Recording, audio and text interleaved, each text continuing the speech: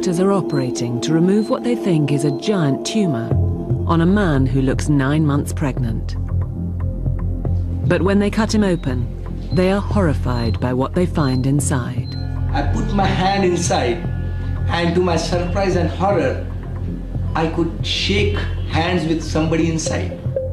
Deep inside Sanjay Kumar is the body of his twin brother, a half-formed baby that has lain inside him as a parasite for 36 years. Sanjay's story is shocking, but every twin pregnancy is fraught with danger. His case is the extreme end of a range of conditions that affect twins in the womb. All too often, the journey from conception to birth may be a battle that can end in death. To find myself pregnant, it was like a page out of a fairy tale. It was amazing. I went into hospital, saw a doctor who was on call, and his exact words were, "I'm afraid that's it, it's over. You're going to have what amounts to a termination."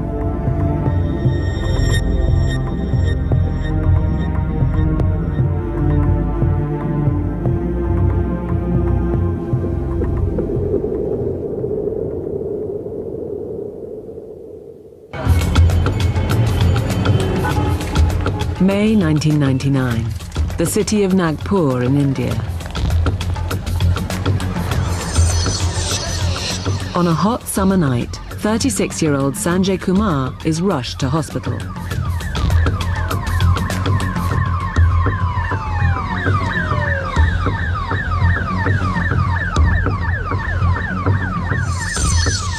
His stomach is so swollen he looks 9 months pregnant, and he can barely breathe.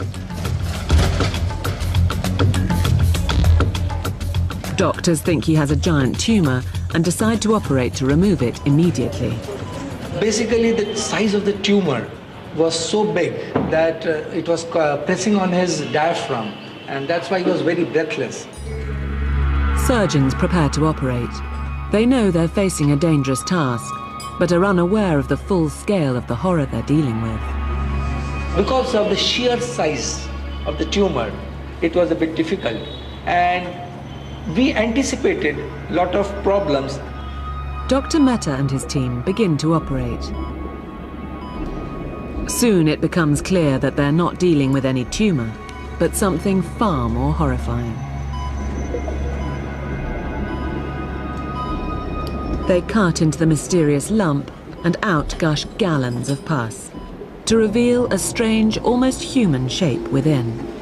To my surprise and horror, I could shake hands with somebody inside. It was a bit shocking for me. He just put his hand inside and he said there are a lot of bones inside. First one limb came out, and then another limb came out, then some part of genitalia, then some part of head, some limbs, toes, nails, hair. Inside Sanjay's belly is the half-formed body of an infant boy. Feet and hands were well developed. It had fingers and the nails also. Nails were quite long. We were horrified, we were confused and amazed. It is a baby, and it has been growing inside Sanjay for 36 years. Even more shocking, this baby is the mutated body of Sanjay's twin brother. I knew there was something growing inside me, something very strange. The half-formed twin has been growing inside him, parasitically feeding off him, and sooner or later, it would have killed him. Sanjay had suffered one of the world's strangest medical conditions, where one fetus envelops and absorbs its twin inside the womb, called fetus in fetu. It occurs 1 in 500,000 deliveries, and less than 90 cases as of today are reported in literature. Fetus in fetu comes about when early in pregnancy, one twin fetus wraps round and envelops the other. As the fetus then grows, what would have been its twin remains inside it, attaching its blood vessels to its host and feeding off it as a parasite. Normally, fetus in fetu is diagnosed in the womb or soon after birth. These days, with ultrasound technology, cases of fetus in fetu are usually detected very early on. This rare ultrasound scan shows a fetus inside an unborn baby while still in its mother's womb. Soon after the baby was delivered, doctors marked up the location of the fetus inside so they could operate to remove it. This is the sac the fetus in fetu was found in. And this is what the parasitic baby looked like when it was delivered from its identical twin. But Sanjay's case is unprecedented. Doctors were baffled as to how his parasitic twin could have gone undetected for as long as 36 years.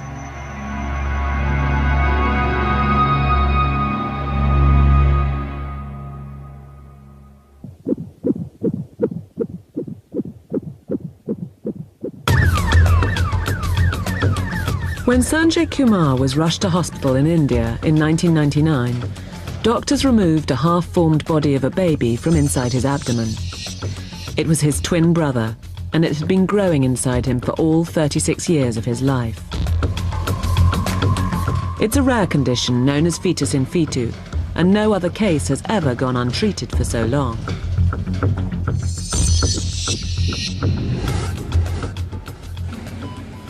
To doctors, Sanjay's case may have been a medical miracle, but it brought only shame and misery to him. He noticed the abnormality in his childhood. Say when he was 7, 8 years old, he found that his tummy was not like his other brothers. Though he was very lean and thin, he had a protruded belly. But he never gave importance to that, neither did they consult any doctor for that. They thought it is because it could be chubby child. As he grew older, his belly got bigger and bigger. People in the village where he lived made fun of him. They said he looked pregnant. People used to tease him. They used to tell that, well, he looks like a pregnant lady. So he was mentally very depressed. When Sanjay came to hospital, he looked like he was about to give birth. But like a woman after labour, as soon as the baby was removed, the pain was lifted. Before the operation, life was very tough indeed, but now I'm much better. Actually, after operation, he was very much relieved because he was in a lot of agony, he was in distress, and he was not interested in knowing what happened, what exactly did doctor take out from his abdomen. Although it was a baby, Sanjay's twin, like all fetus in fetu, was too underdeveloped to be viable. It couldn't survive outside its host. Dr. Mehta wasted no time x-raying his monstrous discovery, fascinated to find out more. Now these are long bones, these are short bones. This is a femur and this is a humerus. And here you can see the bones. These are the bones, long bones. Here you can see the metatarsals and the toes, well-developed toes. Now here you can see fingers. This is a rudimentary head,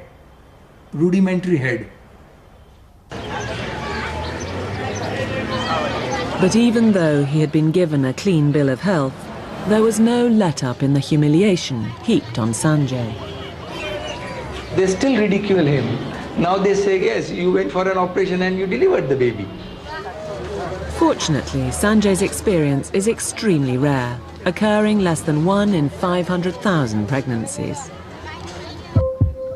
Nicholas Fisk is Professor of Obstetrics and Gynecology at Queen Mary Hospital in London and a world authority on all twin pregnancy complications. Of all those complications of single placenta twins, fetus in fetu is by far the rarest, 1 in hundreds of thousands, so that as a fetal medicine specialist dealing with these single placenta twins, I would hardly ever see it. For every baby, the journey from conception to birth is fraught with dangers, And for twins, this journey is the most dangerous of all. Twins have much greater risks than a single pregnancy, and it's not just because there are two babies instead of one, it's not twice as high. So, for instance, the chance of a baby dying in a twin pregnancy is around 3 to 4% from the time that pregnancy gets to 24 weeks until the parents would normally take the twins home. It's estimated that as many as 1 in 8 of us started out as twins and may not even know it. Sometimes early on in pregnancy, one twin fetus is reabsorbed by the mother's body.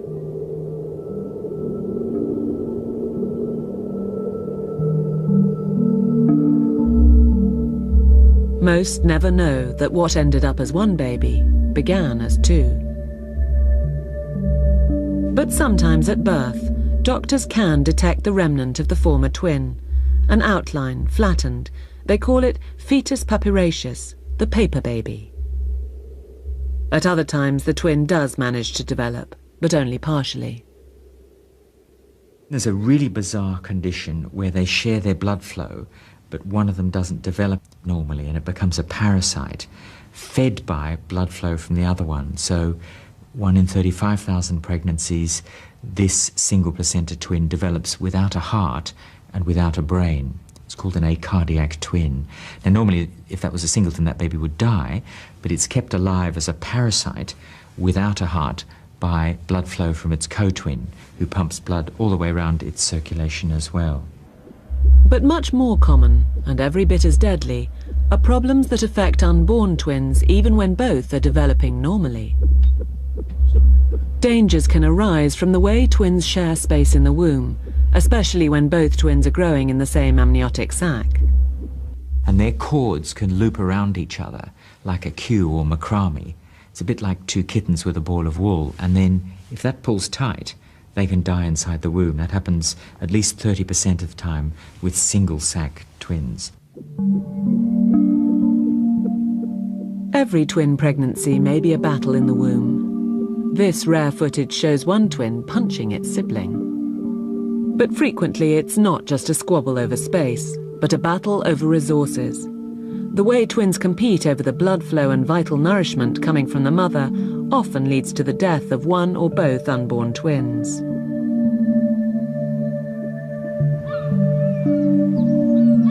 But such concerns would never have occurred to Sharon Lever and her husband Russell when in January 2003 they were told she was expecting twins. Getting pregnant was something she'd convinced herself would never happen. I'd already decided I wasn't going to have children because I knew that my gynecological problems were serious enough for me never to be able to conceive. We didn't think that it was ever going to happen.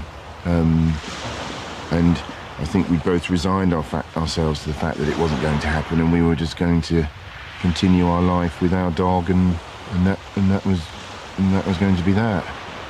If people had babies around me, I would move away because I just didn't want the question, oh, when are you going to have them? Because I was entering that phase in my life where people ask, certainly women and some men, that question. So I didn't want to ever have that conversation with anyone. And then she announced that she was pregnant, and I just remember saying, that's fantastic, grabbing hold of her and thinking it was absolutely wonderful. To find myself pregnant, it was like a page out of a fairy tale. It was amazing. And in the light of all her past problems, the fact that she was now pregnant with twins was even more amazing. Walked in for the viability sort of scan, and she said, oh yeah, you're pregnant, and do you have twins in your family? So I said, yep.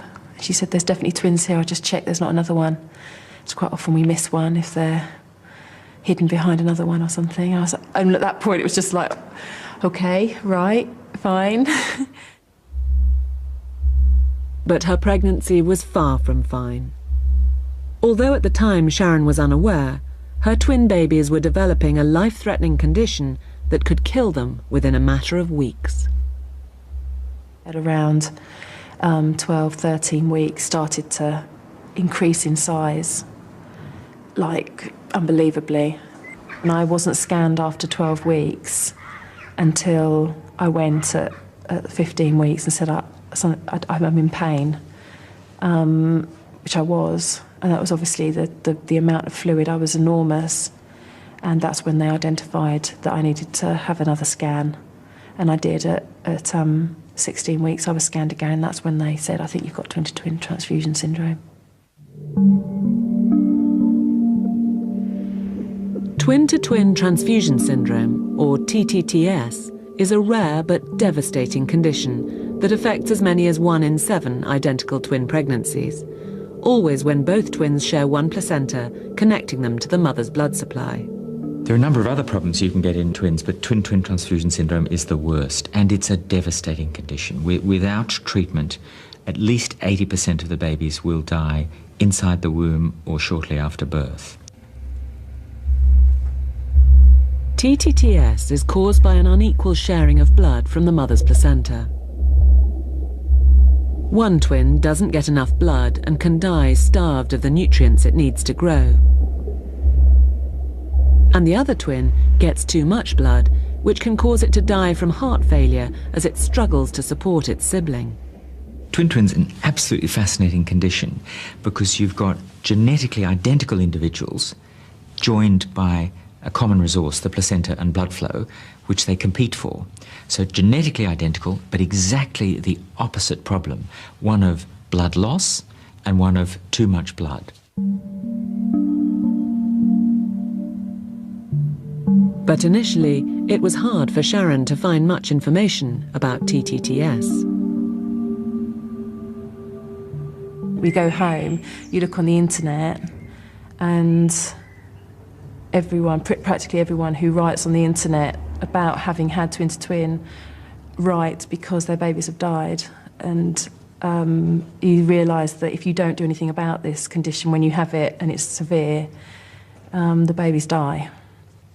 Or they're born with very, very severe disabilities. So you're suddenly, I don't know, from joy, you're in complete despair, really. Once TTTS had been diagnosed, Sharon urgently needed scans. She was sent to King's College Hospital in London, which specialises in twin pregnancy problems. I spent most of that day being scanned by about 5 different consultants, heart consultants, brain consultants for the babies, neonatal stuff. The twins were in a bad way. The uneven blood flow had resulted in an uneven amount of fluid in each twin's amniotic sac. By that point, twin 1 had no fluid at all, had lost all fluid. And they described that twin 2 was as though she was in an Olympic-sized swimming pool. She was just completely drowning in fluid. And her whole sac had drawn her against the side of the womb, and she'd had it, really. She was not moving. She had no bladder. She had no internal system at all, really, other than a heart. And she was in dire straits. But actually, they said to us that twin 2, the one who was in all the fluid, was actually the one that would probably go first because their hearts have to work so fast with all the fluid. They said, this is really bad. These babies are in a really bad way. They said that the chances were dire. The only way in which they could possibly give them a chance was to do laser ablation. Laser ablation surgery targets the placenta whilst the babies are still in utero, cauterizing blood vessels to try to correct the abnormal blood flow between them. But it's a new and complex procedure, and it's only undertaken in a small number of specialist pregnancy centres.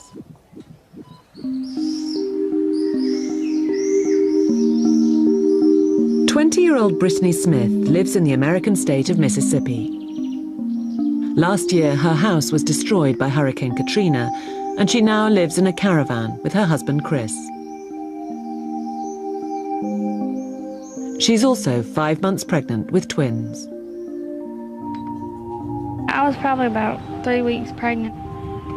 Well, I started bleeding and went to the emergency room. That's when I found out I was having twins. They did an ultrasound at the hospital. I was bleeding for a couple months, and I was going to the doctor like once a week, And he was checking me every week, and, you know, he didn't understand, you know, what was going on. Yeah, I was really scared. Just as happened to Sharon Lever, Brittany's local doctor diagnosed her with TTTS. Now she's been rushed to a specialist centre at the University of North Carolina Hospital for emergency treatment. I just thought it was like a disease, like, you know, like something was really, really wrong with him, and it was. Dr. Anthony Johnson runs the pregnancy clinic here.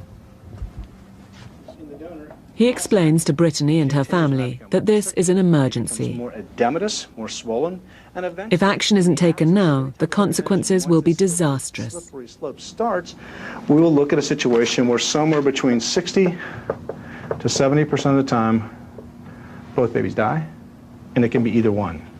So that ultimately, when you do the math, there's less than a 10% chance of 2 healthy babies once you get into this cascade.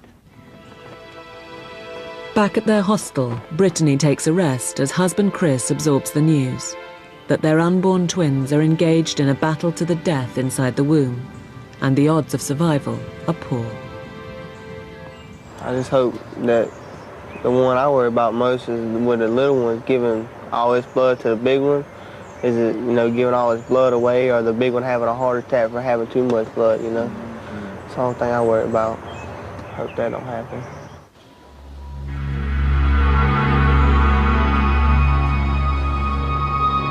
Scan after scan follows during the next few days as the babies are closely monitored. With TTTS, a close check is required as the unborn baby's condition can quickly deteriorate, threatening their lives.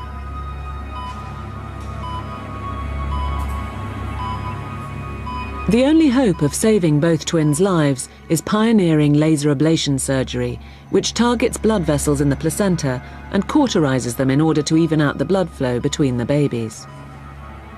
Telescopic laser surgery for this disease has been a terrific advance and made a huge difference. It can completely stop the pathology in its tracks so that both babies recover, the small one grows, reaccumulates its fluid, the big one stops peeing as much, its heart failure reverses, and they both go on and everyone lives happily ever after. Dr. Johnson wants to rush Brittany into laser surgery right away. He fears that the abnormal blood flow is now so bad that either of the twins could die at any time. We're wanting to come out with 2 babies, and that's the safest one to, you know, to come out with 2 babies. Well, there's still that chance that we might only get one. But you know, we're wanting to try. What you crying for? Because I can't go through the skin. What?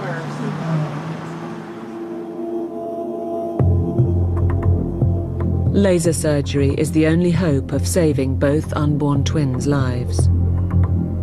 But the operation Brittany faces is fraught with risks. Any tiny mistake with the laser can injure the babies or cause bleeding in the placenta, which leads to their sudden death. They have not taken the decision to proceed lightly.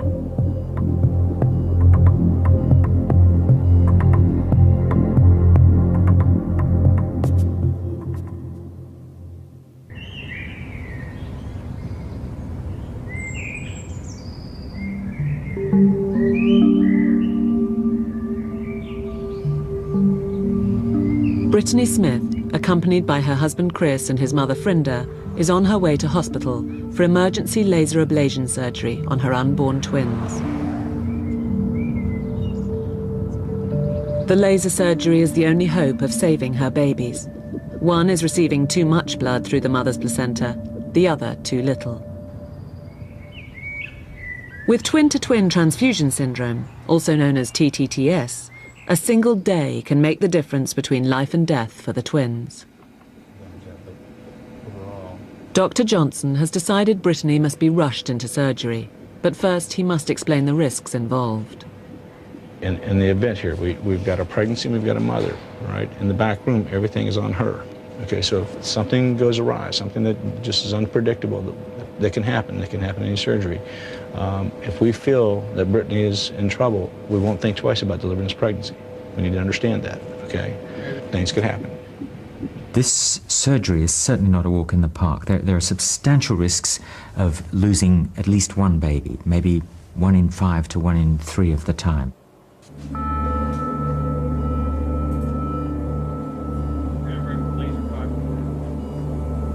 The operation is to be performed under local anaesthetic. The point of the laser is less than 6 millimeters across and is introduced down a tube.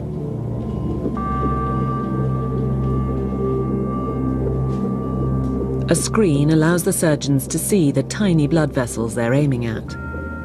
They have to line up the laser before firing it and cauterizing the blood vessels closed. Pinpoint accuracy is crucial.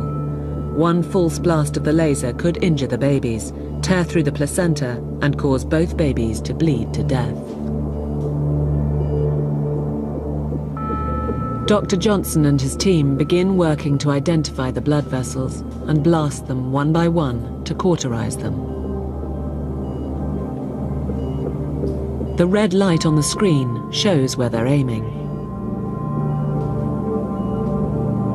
Brittany has to hold herself completely still whilst they target and fire the laser. Deep breath for us. Hold it, hold it, hold it. The surgery is supposed to last about half an hour, but after nearly 2 hours, Dr. Johnson and his team are still operating. Brittany's twins are lying awkwardly, and it's hard for the laser to reach all the blood vessels they need to seal. Worse, every time they fire the laser, a small amount of blood escapes into the womb, clouding the fluid there and making it harder and harder to see. Give me some fluid, please. 2.5 hours after the operation began, Dr. Johnson decides he's done all he can. Taking it out. Taking it out. Stop the injection.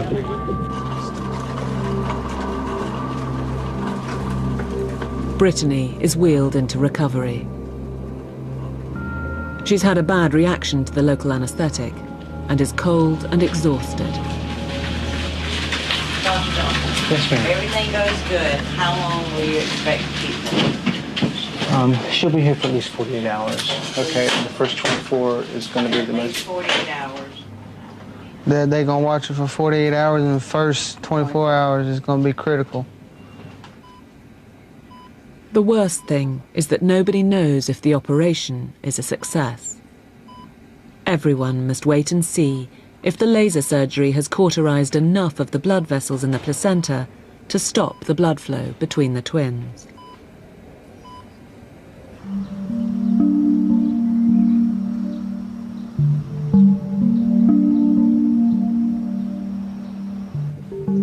Later on that day, Dr. Johnson breaks the news to Brittany that the operation wasn't as straightforward as they'd hoped. What happened was, the way the baby was laying, he was laying across the body of the placenta, okay? So we would turn you from side to side to try and get the big one to roll off. So we tried to go across, and when we went across, as long as we were going to cross the chest, it's fine, but when we went across here, across the neck, you push here on these vessels, and the baby didn't like that. His heart rate went down. And then we stopped, and it came back up.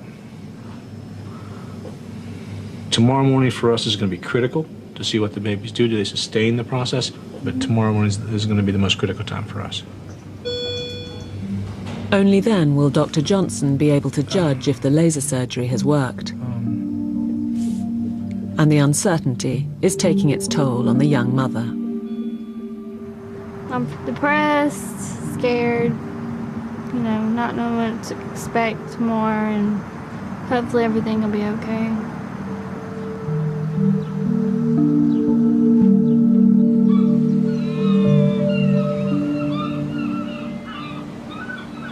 Like Brittany, Sharon Lever had to undergo the same laser surgery for TTTS. For her, the operation was also fraught with risks. He said to us that because of where the placenta is lying, they say there's about a 33% chance that the one baby will survive, a 33% chance that 2 babies will survive. That's when you have the surgery done. And 33% chance that both will die. Well, those odds were reduced for us because of where the placenta was lying. And he kept saying to us, "Are you sure you're only those weeks pregnant? Because this is very, very severe, and I don't think they're going to make it." So, sorry. So anyway, it was pretty hideous, really. There are lots of people there. Nurses are flying into rooms saying that the baby in the next treatment room has just died. You know, it's completely chaotic, and so you just kind of remain a little bit. You just feel very small, and allow people to do whatever they need to do to you. The operation was performed under local anaesthetic. And then he had to put like a knitting needle in to create the hole, which then he managed to somehow, it just went in just over the head of twin 1 into the sac of twin 2. And then he said, "I've got to find the vessel." And of course, obviously, you've got a camera in there. So you can see the baby, you can see twin 2 swimming around in all this water and looking like having a great time. And it was kind of beautiful, but kind of ghoulish as well to see them. But he then put the laser in, and then he managed to identify the connecting vessel. And then he just gradually lasered or burnt out that vessel. Once the laser was withdrawn, the excess fluid from the bloated sac of twin 2 gushed out, and the balance between the twins rapidly levelled out. They left us for an hour to check whether I had any contractions. Thankfully I didn't. I came back in to the room to be scanned again. They scanned me and said, "This is fantastic." The twin 1 was moving, which she hadn't moved once during the scanning before. She was moving and she'd got fluid around her, and she'd got a tiny, tiny bladder, speck of a bladder. So it meant that her body was working again, and that twin 2, who had previously been completely covered in fluid and drowning, was now in a normal size sac, and the fluid levels were perfect. So we left the hospital then at about 10 o'clock, got in a cab and went home.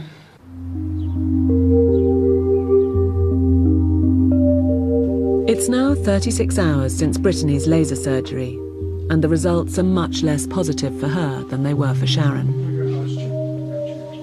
Dr. Johnson comes to break the news that she faces losing at least one of her babies. It's a situation where we see one is becoming sicker. Options and treatments at this point in time really are somewhat limited. You're now 23 weeks in a couple of days, all right?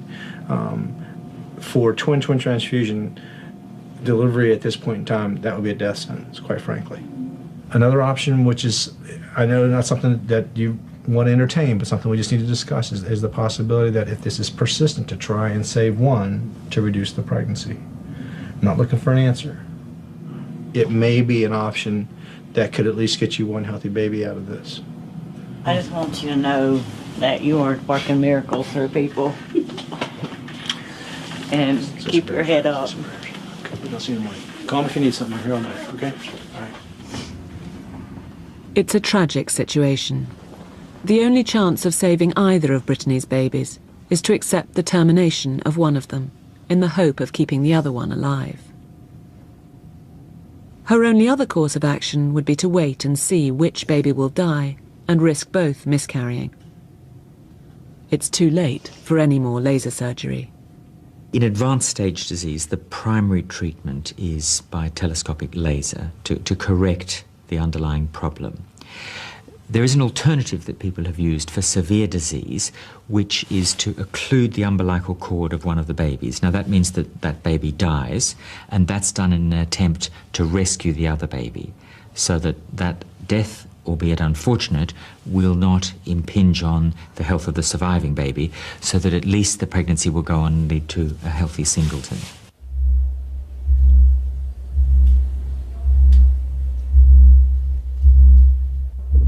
The laser surgery failed to cut off enough of the blood vessels flowing between the unborn twins, and now Dr. Johnson doesn't think he can make another attempt. We do not want to subject Brittany to a procedure if we know it won't work. I mean, almost like protecting the patient against itself. This is a bad disease.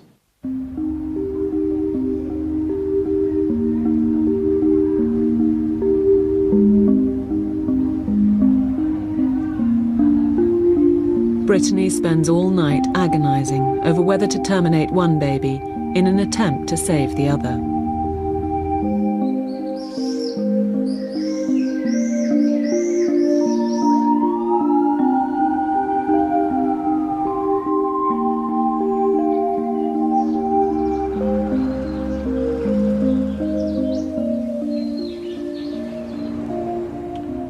In the morning, Dr. Johnson performs another scan to check how the twins are progressing. All right.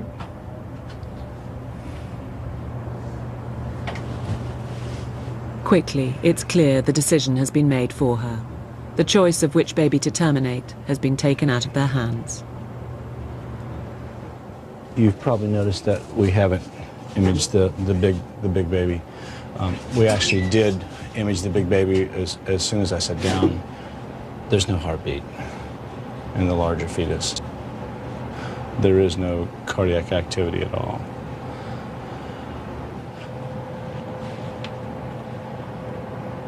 As devastating as the news is, there's optimism for the surviving twin. The heart looks good on the survivor, and the blood flow in the cord says we may have a good shot at this. So we'll scan her again later today, and what we see then, we'll make a decision about where we go from there.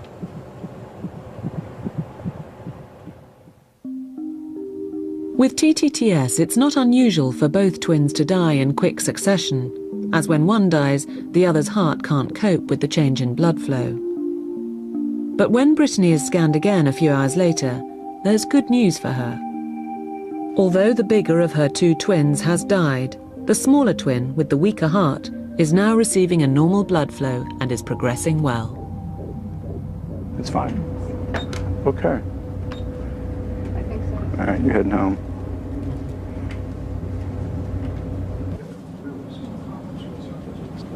I think that, quite frankly, we're as good as we're going to get. I don't think you need to come back here. I mean, we definitely want to know what's going on. We definitely want to know what's happening with the baby, and not just the pregnancy, but we will be in touch with you for weeks and months and years down the road. Take care of yourself, all right? All right. Be well. See you now. All right. Tell the family so goodbye. So much. Thank you. Take care of yourself, all right? All right, see you. Brittany.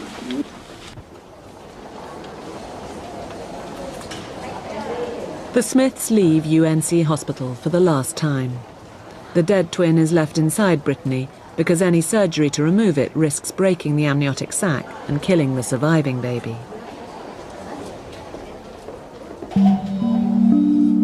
A few weeks later, Brittany Smith's surviving baby, Ian, was delivered, weeks premature. This home video was taken just minutes after his birth. Ian was only 12 inches long, but he'd been showing signs of heart failure, and doctors felt they had no choice but to rush him into the world. It was sad to see him hooked up to everything and have IVs and cords going through his belly button and him being so small, but I was excited that he was fine. I seen him moving, so counting his toes and his fingers, and everything looked good. So.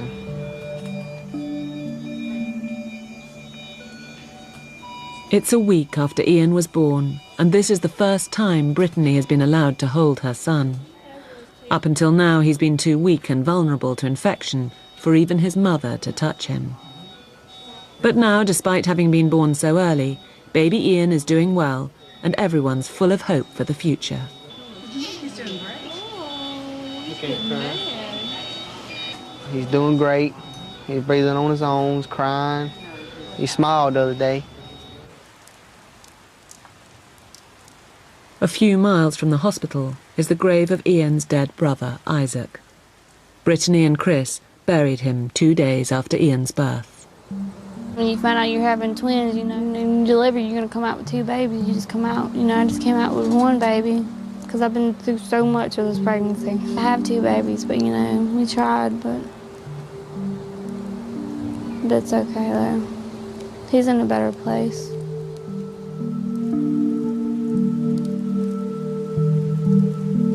Tragically, just 3 weeks after his birth, baby Ian passed away as well.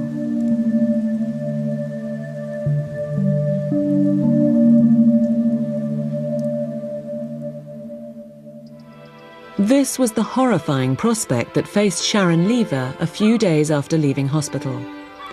In only her 21st week of pregnancy, her waters started to break, and the doctor told her she'd have to deliver the babies straight away.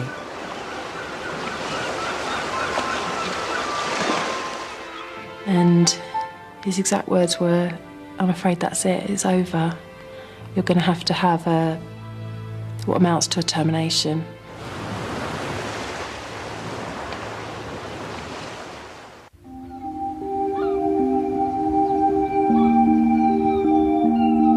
When Sharon Lever's waters started to break 18 weeks into her pregnancy, following laser surgery for twin-to-twin transfusion syndrome, she was told she might have to terminate her pregnancy. I don't really know what made me want to not do it that night. I think it was that I felt it was too quickly after the operation.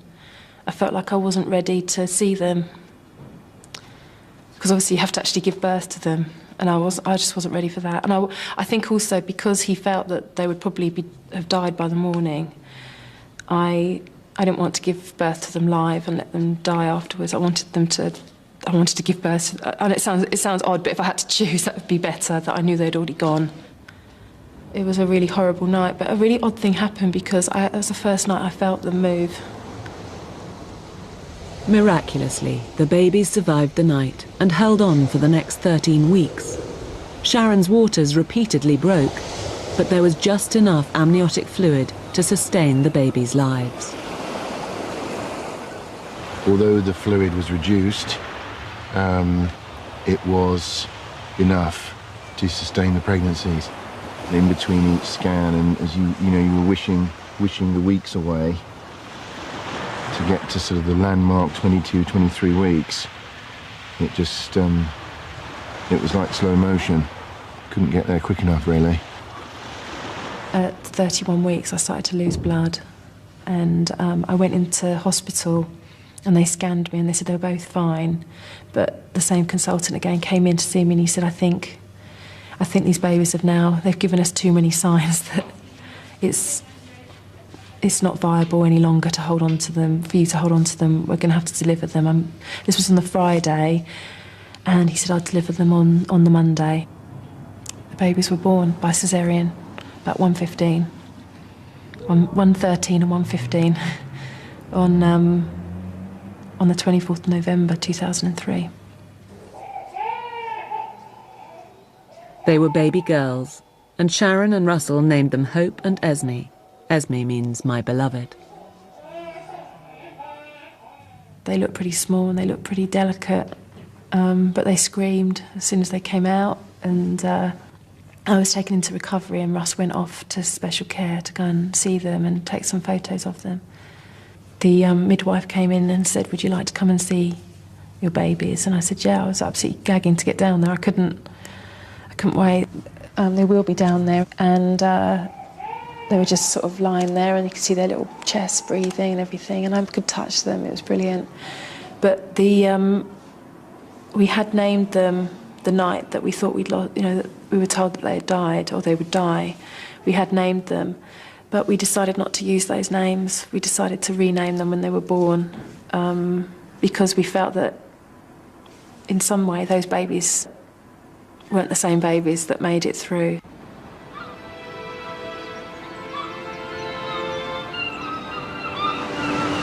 Now Hope and Esme are nearly 3 years old, healthy, happy and full of life. Throw it hard. 1, 2, 3. Well done. Ooh! Just one at a time. One medium-sized one at a time.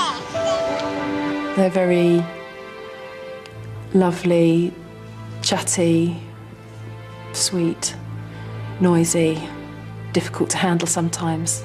2 and a something-year-old children, I think they're pretty normal, which is all I really wanted.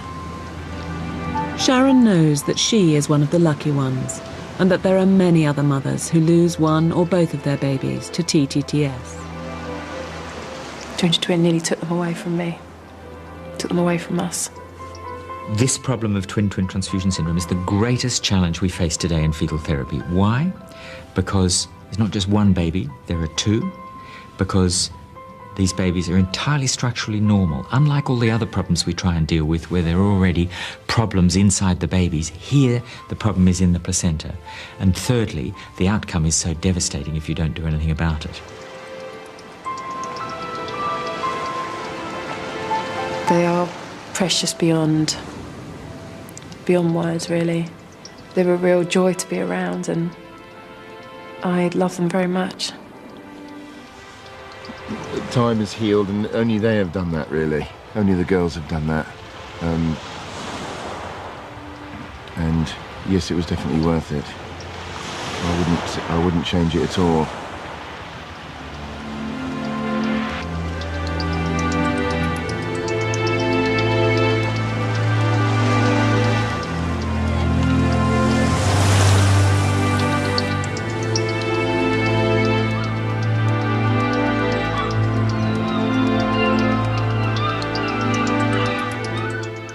Just about to start our 5